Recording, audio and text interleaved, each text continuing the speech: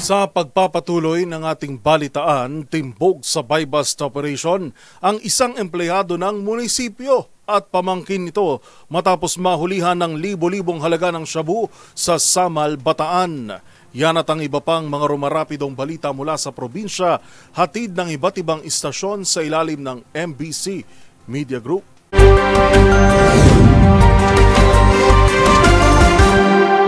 Himas-rehas ngayon ang isang empleyado ng munisipyo na kasama nito sa kulungan ang kanyang pamangkin matapos na matimbog ang mga ito sa ikinasang drug buy-bust operation sa Valerio Street, Barangay Ibaba, Samal, Bataan kagabi.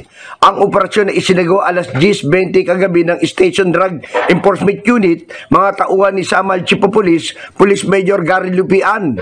Nakumpiska sa mga ito bukod pa ang nabiling isang sachet ng shabu, ang 5 gramo ng shabu na nagkakalaga ito sa 34,000 piso.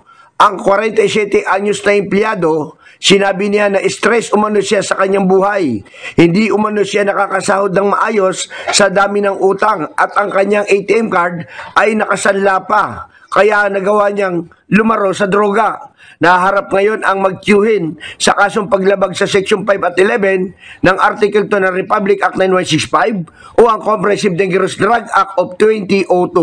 Para sa MBC TV Network News, Dani Kumilang, RH37, una sa Pilipinas, una sa Pilipino.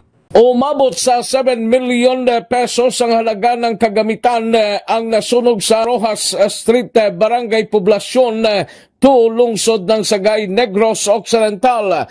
Ayon kay Fire Officer 2 Ayan Delfino, Chief Arson Investigator ng Bureau of Fire Protection sa lungsod ng Sagay, ang buong building ng Star Cable na pag-ari ni James C. nasunog. Dagdag pa ni Delfino, nagsimula ang sunog sa pangatlong floor ng Star Cable building at mabilis na kumalat sa buong building kung saan umabot sa second alarm at rumisponde din ang Bureau of Fire Protection sa lungsod ng Cadiz, Escalante at Chamber Fire Station sa lungsod ng Bacolod.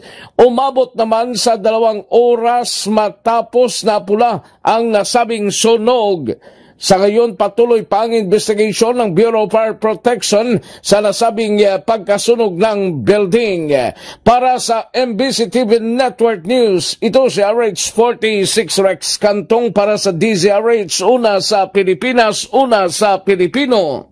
Tulak ng illegal na droga sa Pusurubio, Pangasinan, arestado sa buy-bust operation. Nasa kustodiya ngayon ng Pusurubio Police Station ang suspect na kinilalang si Rehudi Mendoza, 36 anyos, presidente ng Barangay Tulnak ng nasabing bayan matapos itong maaresto sa buy-bust operation. Base sa ulat ni Acting Chief of Police Major Jordan Tomas, alauna medyo ng madaling araw kanina nagsagawa ng operasyon ng kanyang mga tauhan sa Drug Enforcement Unit at binentahan ng suspect ang polis na nagkunyaring buyer ng 2 plastic sachet na naglalaman ng hinihinalang shabu kapalit ng mark money at agad siyang inaresto. Ang nakumpiskang illegal na droga sa suspect ay tumitimbang ng 2 gramo na may street drug price na 13,600 pesos at nasamsam din dito ang mark money ginamit sa operasyon. Kasong paglabag sa Republic Act 9165, Comprehensive Dangerous Drug Act of 2002, kinakarap nga ng suspect na nasa likod ng rihas na bakal.